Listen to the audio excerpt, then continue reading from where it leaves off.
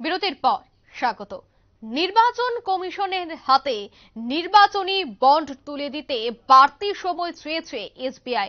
অর্থাৎ supreme court 6 March অবধি সময় দিলেও লোকসভা ভোট পেরিয়ে 30 জুন অবধি সময় চেয়েছে রাষ্ট্রায়ত্ত সেই ব্যাংকটি।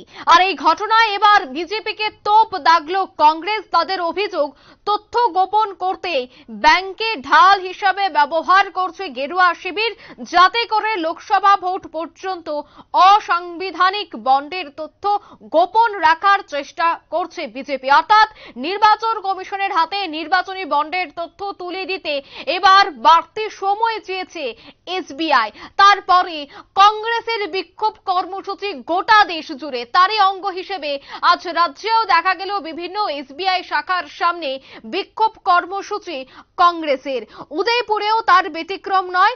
দেখা গেছে উদয়পুর জেলা কমিটির উদ্যোগে এসবিআই উদয়পুর ব্রাঞ্চের সামনে ধর্ণা অনুষ্ঠিত। এতে উপস্থিত ছিলেন উদয়পুর জেলা কংগ্রেসের সভাপতি টিটন পাল সহ প্রদেশ কংগ্রেসের সদস্য বাপি ভৌমিক, জীবন ঘোষ সহ আরো অন্যান্যরা। বক্তব্য রাখতে গিয়ে জেলা কংগ্রেসের সভাপতি টিটন পাল কি বলছেন শোনাবো।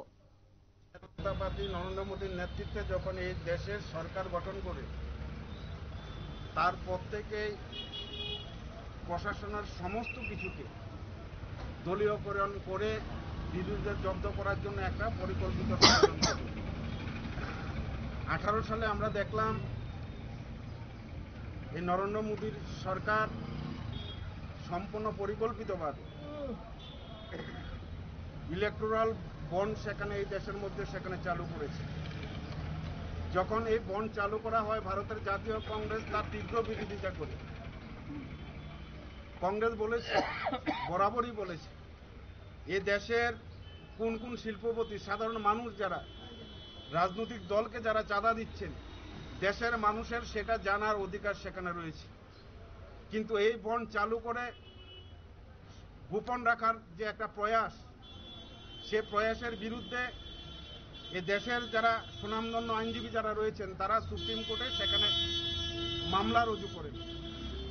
সে মামলার আবেদনে মাননীয় সুপ্রিম কোর্টের যিনি মুখ্য চিফ জাস্টিস যিনি আছেন, উনি স্পষ্ট নির্দেশ দিয়েছেন স্টেট ব্যাংকে যে আপনারা 6 মার্চের মধ্যে যারা চুনাবি বন্ড যারা কিনেছে, ইলেকট্রাল বন্ড যারা কিনেছে, তার অঙ্ক 22,000 কোটি টাকা, তার তালিকা বদ্ধ খামের মধ্যে নির্বাচন কমিশনের কাছে আপনারা প্রেরণ করুন।